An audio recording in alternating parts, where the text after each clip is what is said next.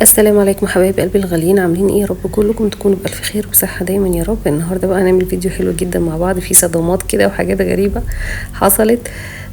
طبعا هحكي لكم دلوقتي كل حاجه بالتفصيل، بس في البدايه حابه اقول لك لو انت اول مره بتشوفي قناتي وعجبتك ما تنسيش تعملي اشتراك في القناه علشان يوصلك اشعار بكل فيديو جديد انا بنزله.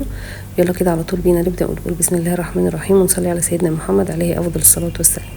في البدايه كده زي ما انتم شايفين معايا طبعا من ساعه ما انتوا قلتوا في التعليقات ان الجهاز ده تحت قوي محتاج ان هو يعلى شويه.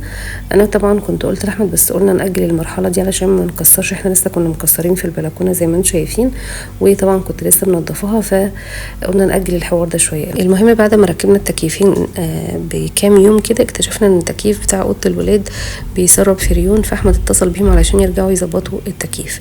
طبعا انا قاعده جوه بقى في اوضتي، الصدمه بقى اللي حصلت لي وانا جوه في الاوضه طبعا مستنيه يخلصوا ويتوكلوا على الله، سمعت تكسير وشنيور حاجات كده غريبه بتحصل. فبعت لاحمد على الواتس قلت له هو في ايه اللي بيحصل؟ قال لي مفيش حاجه. وبعدين بعت له تاني قلت له انت بتعمل ايه التكسير ده ايه؟ قال لي بس اصبري بس مفيش حاجه، الناس بس نازلين دلوقتي.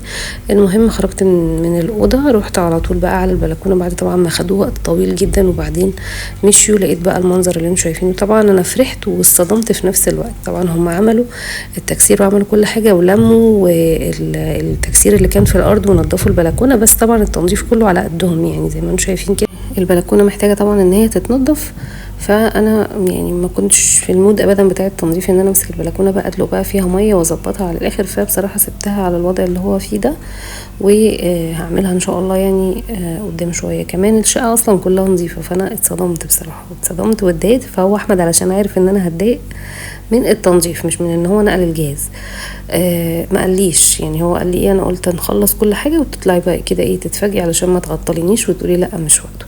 فطبعا كده احسن مليون مره من الاول. وكمان المساحه بتاعت البلكونه اتظبطت، وعرفت كمان ان انا احط الكرسيين بتاع البلكونه في المكان ده، وان شاء الله كده ابقى انضفها معاكم تنظيفه محترمه في الفيديوهات اللي جايه.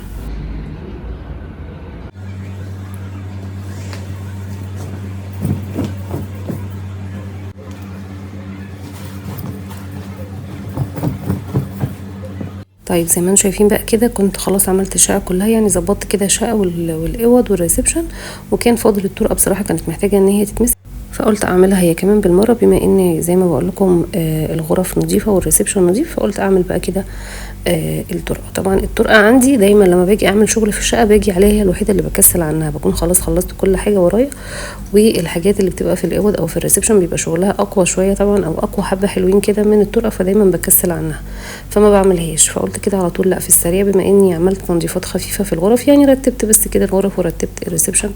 الشقه طبعا نظيفه زي ما انتم عارفين، عاملينها كلها مع بعض في الفيديوهات اللي فاتت، فكنت مرتباها كده الترتيبات في الخفيف يعني. فقلت اعمل بقى الطرقه كده عامله محترمه علشان بقالي فتره طويله جدا ما عملتهاش. كنست كده زي ما انتم شايفين، حسيت بصراحه ان انا مش مستاهله ان انا اشغل المكنسه، وساعات يعني بيني وبينكم كده ساعات بستثقل ان انا اطلعها على مثلا حاجه واحده، بحب دايما ان انا لما اطلع اشتغل بالمكنسه هكون هعمل بيها الشقه كلها وانضف كده تنظيفه مره واحده وبعدين اشيلها.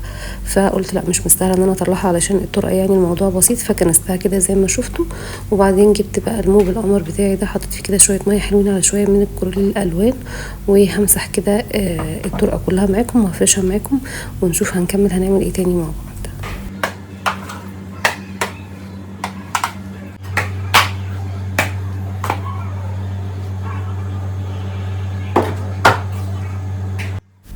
طبعا انا عندي هنا الطرقه زي ما انتم شايفين كده هي اللهم بارك طويله جدا جدا، وانا مش مستغليها اي استغلال، يعني انا اصلا مش عارفه استغلها او اعمل فيها اي مثلا حركه او اي حاجه، فهي زي ما انتم شايفين كده فاضيه خالص، مفيش بس الا الطبلوهات المتعلقه في المكان اللي هو بتاع المفاتيح بتاعه الكهرباء. فقلت احط كده الشجره دي هنا بما ان عندي في الريسبشن شجر كتير، فقلت اخد واحده كده احطها في الطرقه. لا وبجد حسيت ان هي فرقت جدا في الشكل، يعني هي حاجه بسيطه كده خالص مفيش طبعا رغي ولا اي حاجه، بس بصوا ادت كده روح للطرقه وغيرت الشكل. يعني انا حاسه كده ان في حاجه متغيره مع اني عامله فيها حاجه بسيطه. هستنى برضو كده تكتبوا لي رايكم في التعليقات في الشجره اللي في الطرقه دي.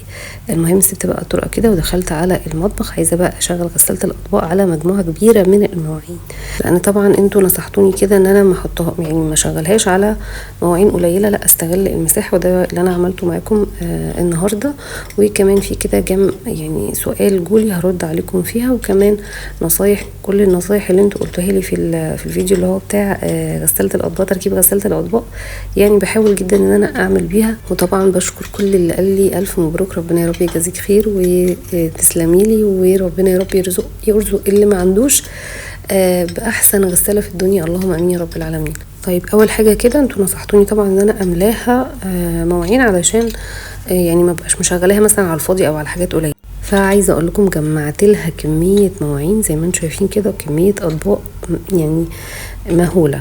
الحلل كلها، معظم الحلل غسلتها على ايدي، وقلت بقى احط المجات والمعالق والكوبايات والاطباق، والاول مره بقى يعني هغسل فيها الكميه دي واشوف الجوده بتاعتها هتكون عامله ازاي. طبعا انا هوريكم برضو في الاخر المنظر عامل ازاي. دي حاجه. الحاجه التانية معظم التعليقات اللي جات لي على الفيبا اللي هو الملح وكمان الزيت، كلكم اجمعتوا ان هو وحش، ونصحتوني ان انا ما استخدمهمش تاني. خلاص انا بالفعل مش هستخدمهم تاني، ويعني شكرته في المسحوق او اللي هو الكبسولات اللي هي بتاعت فانيش او فينيش تقريبا اسمه فينيش، يعني انا لسه طبعا ما عنديش خبره كبيره قوي في الحاجات دي. فالمسحوق فعلا حلو، لكن بالنسبه للزيت والملح لا ان شاء الله مش هستعملهم تاني. هنا بقى بعد ما رصيت الكوبايات فوق شويه رفايع كده، السله دي بيتحط فيها طبعا المعالق والشبك والسكاكين والكلام ده كله، ده اصلا مكانها. يعني انا اللي انا فهمته ان هي بتتحط في المكان ده، لان بين الاطباق في فراغ مناسب جدا لان هي تتحط في المكان ده. فرصيت كده كل حاجه زي ما انتم شايفين. وكمان قلتولي ان انا البرنامج اللي انا كنت مختاراه في الفيديو اللي فات اللي انا شغلت فيها معاكم غساله الاطباق لاول مره، اجمعتوا ان البرنامج ده قصير جدا ومش هيكون فيه تنظيف كفايه.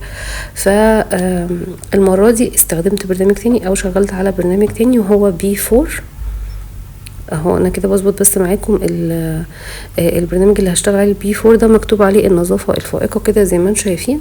ففضلت ان انا اشغل عليه لان الاطباق دي كان فيها دهون، يعني هي تحسوها كده ان هي نظيفه. طبعا انا مديها شطفه، فلا هي مدهننه جدا، فمحتاجه ان هي تتنضف كويس وتتغسل كويس. البرنامج ده كان زي ما انتم شايفين كده اللي هو الB4، وانا اضفت عليه كده يعني دوست على زرار تاني كده مكتوب عليه غسيل مكثف. فالوقت كله والتايمر زي ما انتم شايفين بقى ساعه 45 دقيقه. فبصراحه طلعت لي ممتازه ممتازه ممتازه. هتكلم كمان معاكم في حاجه تانية كده برضو بخصوص الغساله كنتوا سالتوني عليها، بس الاول هقول لكم هنعمل اكله حلوه جدا جدا النهارده مع بعض. انا عن نفسي بحبها قوي، واللي بيحبها كده زي يكتب لي برضو في التعليقات. هنعمل ان شاء الله كده مع بعض كبده وقلوب وكلاوي، هنشوحهم كده شويه حلوه جدا مع بعض، وهقولها لكم بطريقه سهله جدا. واعتقد ان هي الطريقه دي بتكون احلى طعم ليها. حمر كمان كده معاها شويه بطاطس، والبتنجان هي دي كانت موجوده عندي في التلاجة، فمحمد عندي وسيف بيحبوا البتنجان قوي بطريقه كده خفيفه قوي، فانا برضو هعمل معاكم البتنجان بالطريقه دي ما فيهاش توم ولا دقه ولا الكلام ده، هي بتبقى خفيفه جدا ولذيذه وهما بيحبوها على طول جنب الاكل.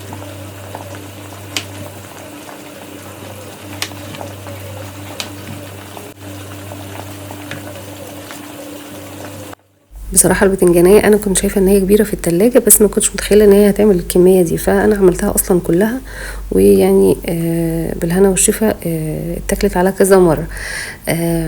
عايزه بقى اقول لكم على حاجه طبعا بخصوص الغساله، كنت لسه بكمل كلام معاكم. المهم هنا هحط بس عليها شويه ملح كده صغيرين علشان لما اجي اقليها ما تشربش من الزيت. هطلع بقى البطاطس وبعدين هنشوف كده هنعمل ايه تاني مع بعض. جالي سؤال على الغساله هي مهمه ولا مش مهمه؟ لا بصراحه يعني بصراحة بكل صراحة هي مهمة جدا جدا جدا. انا ما كانش في دماغي ان هي يعني هتبقى مريحة بالطريقة دي، لكن اللهم بارك من ساعة ما جت وبدأت كده ان انا استخدمها واتعود عليها، لا حسيت بفرق كبير جدا. لان انا طبعا كنت بقف على الحوض وبغسل مواعين، انا عندي الحوض بتاعي فيه عيب بس يمكن محدش يعرفه غيري انا. العيب ده ايه؟ ان انا لما باجي اغسل المواعين الحوض بتاعي واطي لتحت شويه، وانا طويله، انا مش قصيره، يعني مش طويله قوي ومش قصيره قوي، وسط يعني. فبضطر ان ان انا اكون منحنيه كده شويه او موطيه شويه على الحوض علشان اغسل المواعين. فظهري كان بيوجعني جدا، الحبه اللي انا كنت بقفهم اغسل فيهم المواعين دول كنت بخلص وانا ظهري فيه الم رهيب، والفقرات بتاعه ظهري كانت فيها الم فظيع. وكمان العيب ده ما ينفعش يتصلح، لان احنا هنضطر ان احنا نكسر بقى في الرخام ونكسر في السيراميك علشان نرفع الحوض بالرخامه بتاعته.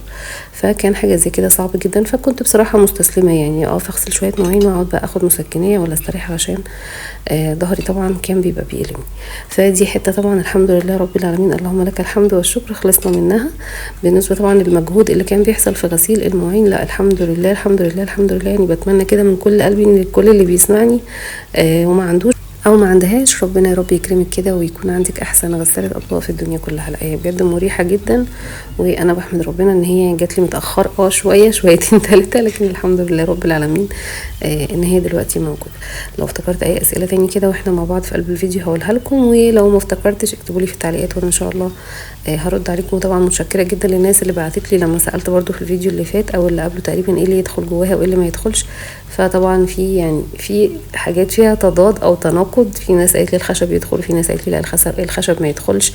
فاديني بجرب، والحاجات اللي انتوا قلتوا لي عليها يعني بحاول ان انا ما بعملهاش، لكن معلقه الخشب بصراحه حطيتها، يعني ما شفتش ان هي اتاثرت ولا حصل فيها اي حاجه فحطيتها.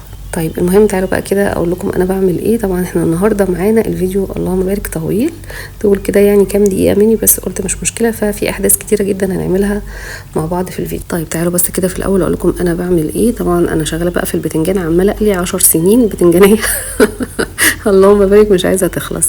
المهم تعالوا بقى اقول لكم على وصفه الكبده كده في السريع. في الاول طبعا زي ما انتم شايفين حطيت معلقه سمنه كده كبيره ومحترمه، واستنيت لما سخنت كويس جدا جدا، وبعدين نزلت عليها الاول بالقلوب والكلاوي علشان بس بياخدوا سوا شويه عن الكبده، فنزلت بيهم هم اول حاجه وشوحتهم كويس، وما حطيتش خالص في الكلام ده كله الا معلقه توم زي ما انتم شفتوا كده في الاول، اديت لها كده تشويحه خفيفه، وكمان حطيت شويه فلفل اسود وبس. على كده هحط كمان في الاواخر كده شويه كمون، يعني الوصفه كلها كده انا حاطه فيها ملح وكمون وفلفل اسود ومعلقه توم، وخلاص على كده هو ده اللي انا حطيته عليها. الطبق الاخير اللي انا فضيته معاكم دي كانت قطعه كده صغيره من الفشه، وكنت انا سلقاها الاول يعني لوحدها علشان هي ما ينفعش ابدا ان هي تتشوح كده على طول وهي نيه، لازم كده تاخد لها سلقه كده خفيفه. وبعد كده زي ما انتم شايفين قطعتها ورحت حطاها على الكلام ده كله، قلبت كويس قوي في الكلام ده، وبعدين هديت عليه النار يعني حاجات بسيطه ان هو يستوي. الكبده طبعا زي ما انتم عارفين ما بتاخدش وقت ابدا على النار، لكن يعني وطيت كده عليها شويه، انا عايزه لها كده التشويحه اللي هي فيها في السمنه دي، عارفينها كده اللي هي في الاخر خالص دي، بيبقى طعمها في منتهى الجمال. فاستوت معايا وبقت بالمنظر ده. طبعا كنت محمره معاها البطاطس في الاول، والبتنجانيه القمر الكبيره دي عملت لي طبقين كده زي ما انتم شايفين، والكبده والكلاوي والفشه زي ما انتم شايفين كده، ما حطيتش عليهم اي اضافات ولا فلفل ولا طماطم ولا بصل ولا اي حاجه. جربوها بس كده بالطريقه دي، يعني طعمها بيبقى بجد في منتهى الجمال، بيبقى طعمها صافي كده، يعني مش ما فيهاش كده اضافات مغيره طعمها خالص، لا طعمها بيبقى بجد حلو جدا.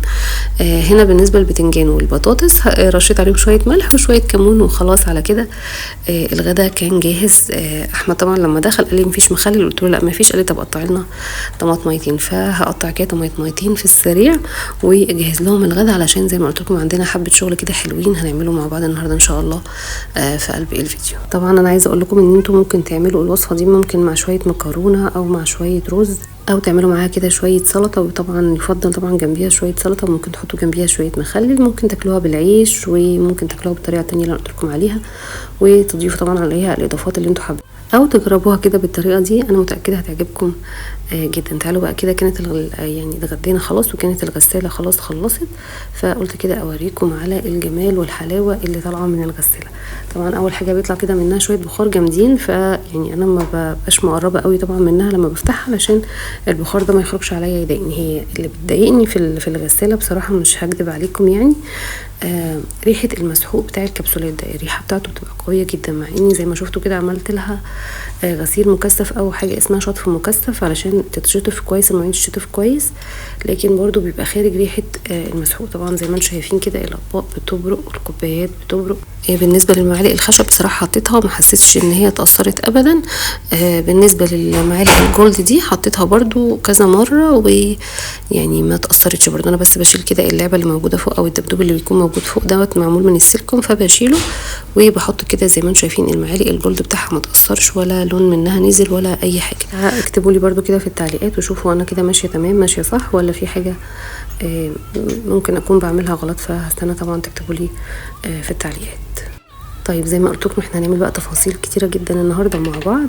فبعد بقى ما خلصت كده الغساله خلصت سبتها، وطبعا مخلصين غدا وكل الدنيا تمام التمام، ما فيش بس الا المطبخ معايا هو اللي مش تمام خالص، يعني عايز كده تعمل عامله محترمه. بصوا انا مش دايما بصراحه بغسل الرخامات كده يعني بالاسبونج، بلمعها دايما بفوطه نظيفه، بس توصل بقى المرحله اللي هي بالذات اللي هم الحتتين اللي جنب البوتاجاز دول، يعني ان هي لا لازم تتعمل بالاسبونج، مش هينفع ابدا ان هي تتمسح بالفوطه. فالنهارده كانت واصله للمرحله دي، عامله طبعا انا جنبيها من شويه زي ما شفتوا البتنجان والبطاطس وفي بقى طرطشه زيت وفي كلام من ده، فلا كان لازم ان هي تتصبن. فشلت كده كل حاجه موجوده من على الرخامه الاولانيه، ويعني هعمل كده معاكم الرخام او شغل المطبخ على طول، المكان اللي احنا ننضفه ونرجع حاجته كده تاني على طول، نلمعها ونرجعها في ساعتها، يعني مكان كده هخلصه واقفله معاكم، وندخل على طول على المكان اللي بعده.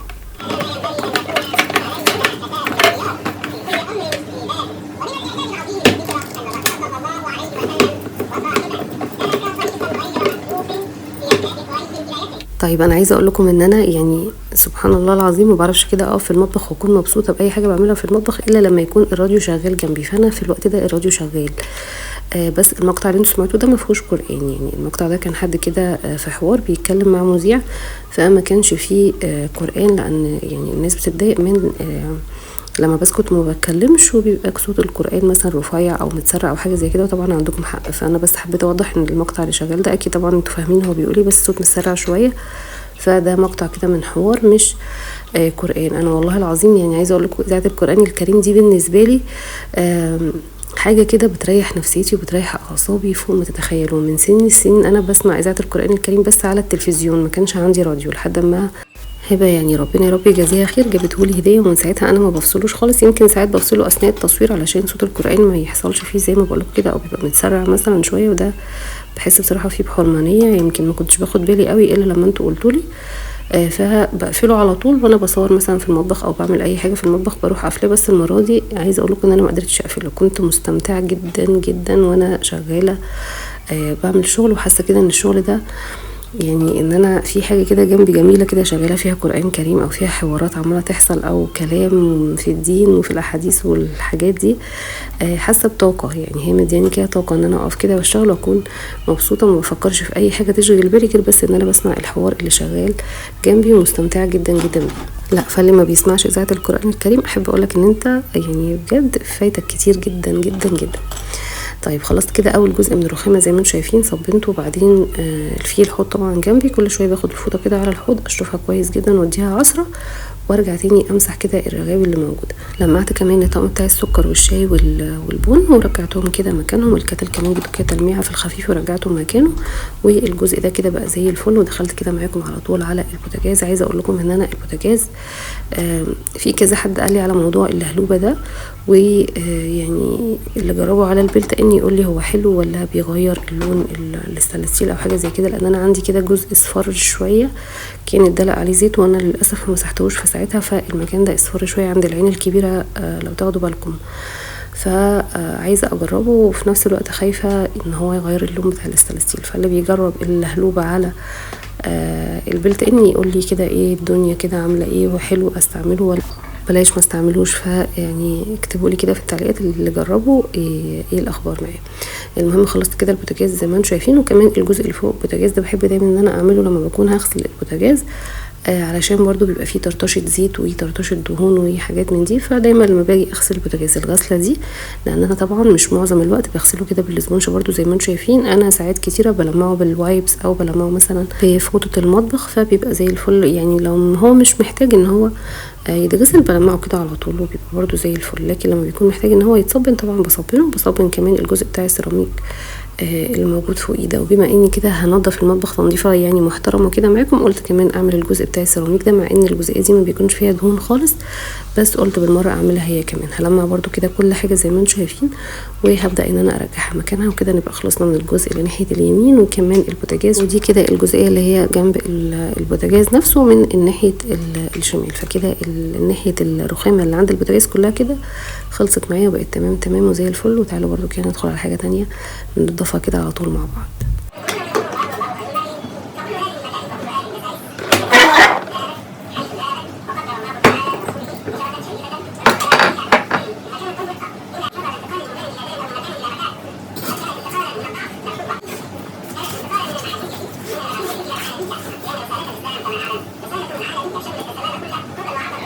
وبس هنا بقى كده المكان كله بقى اللهم بارك اللهم بارك زي الفل. بصراحه الاول كنت متعكننه وكنت متضايقه لان كل حاجه كان فيها طرطشه زيت، وكمان الكبده نفسها كانت بتطرطش جامد يعني، فالجزئيه دي كلها كانت بايظه بسبب الزيت. لكن دلوقتي اللهم بارك بقت زي الفل كده زي ما انتم شايفين. كمان عملت الجزء بتاع الرخام اللي في الوش مع نفسي، اللي هو اللي فيه رخامتين فوق بعض وتحت بعض، لان يعني زي ما انتم شايفين الفيديو انا معرفش، حاسه ان الفيديو فيه تفاصيل كتير وطول شويه كده يعني عن كل مره، بس ما علينا. يعني عملت كده الجزء بتاع البار مع نفسي والرخام اللي تحتيه. وهنا كده بقى الحوض كنت سايباه بصراحه اخر حاجه خالص، لان انا طبعا شغاله بالفوطه وكل شويه بفتح ميه وبعصر والحوض كان هيتبهدل لو كنت عملته هو في البدايه، فقلت كده اسيب الحوض لاخر حاجه خالص. والرخامه اللي جنبه على طول هعملها معاكم برضو دلوقتي هي كمان.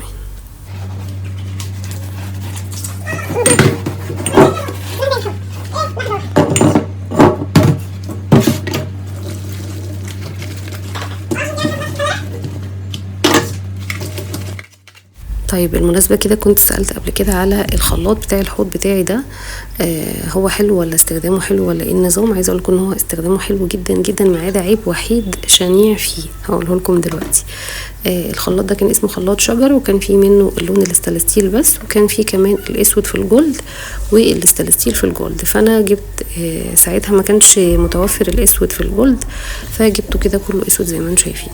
المهم ايه بقى العيب اللي فيه؟ العيب اللي فيه ان انت الرشاش اللي في ايدي ده علشان ترشي بيه ميه ثابته ما فيهوش الخاصيه دي، لازم تفضلي دايسه كده على مكان في الجنب علشان الميه تفضل تنزل.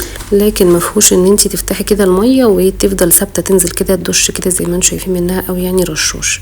فزي ما بقولك كده لازم تفضلي ضغطه بايدك على المكان ده، فتبقي بتستعملي ايد واحده. لو انت محتاجه ان انت تستخدميه في مثلا تغسلي فاكهه او خضار او حاجه، هتفضلي دايسه بايد وبتنضفي الحاجه اللي انت بتعمليها بايد واحده. لكن اللي هو خارج منه ماسوره ده هو اللي بينزل، المكان بيتفتح او الحنفيه بتاعته بتتفتح وبيفضل ينزل كده ميه على طول. العيب بتاعه بقى التاني ايه؟ ان الماسوره دي نفسها قصيره، شايفين كده هي قريبه قوي من الطرف بتاع الحوض، يعني حتى مش واصله لنص الحوض او جايه مثلا عند الصفايه بتاعه الحوض، لا هي قصيره جدا جدا. فلو في ايديكي حاجه مثلا بتنضفيها مواعين او حاجه حجمها كبير، ما بتبقيش مرتاحه ابدا وانتي بتنضفيها، لانك بتبقي يعني عايزه تروحي بقدر الامكان عند المكان اللي نزل منه ميه، والمكان ده الماسوره بتاعته زي ما قلت لكم كده قصيره جدا. فدي بس كده العيوب اللي في الخلاط، غير كده هو يعني حلو زي الفل وتمام ومقضي الغرض.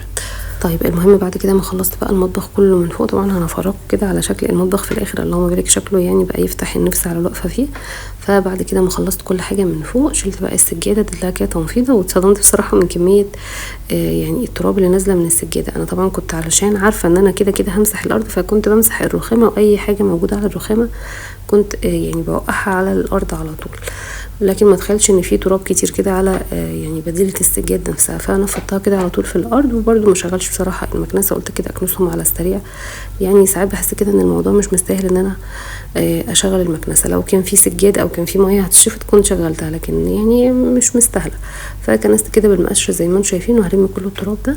وطبعا كده بالموب على طول هدي بقى كده مسحه برده محترمه للسيراميك. عايزه اقول لكم ان في كده ممكن تشوفوا كده حاجه سودا على السيراميك او نقره كده، الحاجه دي كسر في السيراميك نفسه، يعني في كده كذا كسر في السيراميك. لما كنت بركب الرخام في المطبخ وقع منهم مره جزء كده من الرخامه على السيراميك، فعمل فيه كده يعني نقره كده، ووقع منهم الشنيور، فعمل منهم النقره اللي قدامكم دي على طول. يعني دي كده نقره في او خبطه في السيراميك نفسه.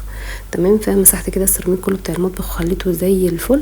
وهفرش بقى بديلة السجاد. وده كده شكل المطبخ بعد ما خلصناه. وتعالوا بقى كده ندخل على الحمام بتاع الطرقه. طبعا الحمام ده انا كنت موريه لكم في الفيديو اللي هو في البدايه كده لما حصل تكسير في الشقه وبركب التكييفات والكلام ده. فالحمام ده كان متبهدل اخر بهدله، فما كانش هينفع ابدا ابدا ان انا اطول عليه او اسيبه فتره طويله. فعملت ايه؟ لميت كده كل الكلام اللي كان فيه اياميها يعني او يومها يعني، لميت كل الحاجات اللي كانت موجوده فيه، ويعني شطفته كده بالميه بس، يعني ظبطته برده بس ما غسلتش السيراميك بتاع الارضيات يعني بالمقشه، ولا عملت الحوض ولا عملت المرايه. تمام كده. عملت ساعتها البانيو وقعد التويلت، وكان فيه كده اجزاء من السيراميك متبهدله حوالين الشباك بتاع الحمام، فكل الكلام ده عملته لكن ما كملتوش للاخر. فهعمل بقى معاكم كده الحاجات اللي انا ما كنتش عملتها ساعتها، وبرده ما كانتش مقصره قوي في يعني في الشكل بتاع الحمام. المهم زي ما انتم شايفين كده عملت المرايه اول حاجه، وبعد كده بعد ما صبنتها عملت كده بالممسحه، نزلت من عليها الميه اللي انا شطفت بيها، وبعدين نزلت كده على الحوض اديته شطفه برده محترمه، وبعدين ننزل بقى كده مع بعض على السيراميك ننضفه ونديله كده غسله محترمه هو كمان.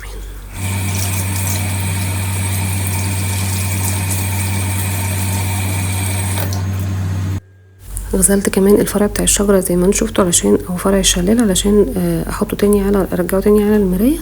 وهننزل بقى على السيراميك بتاع الحمام، هنديله كده دعكه محترمه من اللي قلبي بيحبها.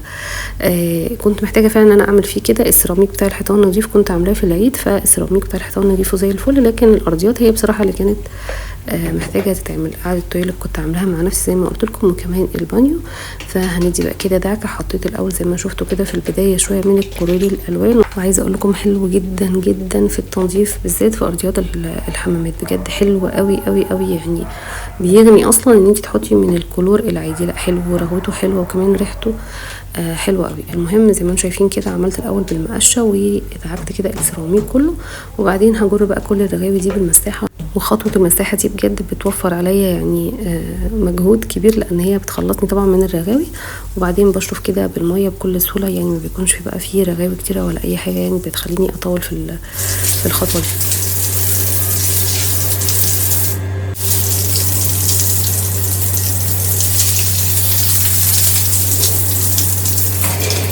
طيب بعد بقى ما لميت كده كل الرغاوي زي ما انتم شفتوا بالمساحه، وشطفت كمان السيراميك شطفه كده محترمه، ونشفت برده السيراميك كويس جدا.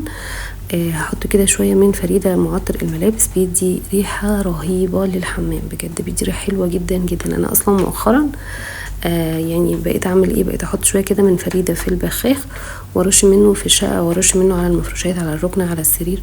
لا فبجد اختراع حلو جدا يعني. برده في البخاخ بحط برده ساعات مع نفس الفريده بحط من الزيوت العطريه، فبيبقى ميكس رهيب يعني. المهم خلصت كده الحمام زي ما شفتوا. بعد كده فرشت المشايات اللي موجوده فيه، وكده الحمام بقى زي الفل، وعشرة على عشرة. المطبخ كمان بقى زي الفل. هفرج كده على الحمام في السريع، وبعد كده اخدكم بقى نطلع نشوف شكل الطرق هي فيها الشجره. وبكده الفيديو بتاع النهارده هيكون خلص. يا رب الفيديو يكون عجبكم كده وخدتوا منه جرعه كده نشاط وطاقه ايجابيه. هستنى طبعا رايكم في التعليقات، وما تنسوش تحطوا لي لايك، وقولوا لي بقى كده ايه رايكم في شكل المطبخ وشكل الشجره كده اللي انا حاططها في الطرقه دي. حاسه بجد ان هي فرقت. هطفي بقى كده الانوار، واشوفكم على خير ان شاء الله في الفيديو الجديد، وبحبكم جدا في الله، ومع الف سلامه.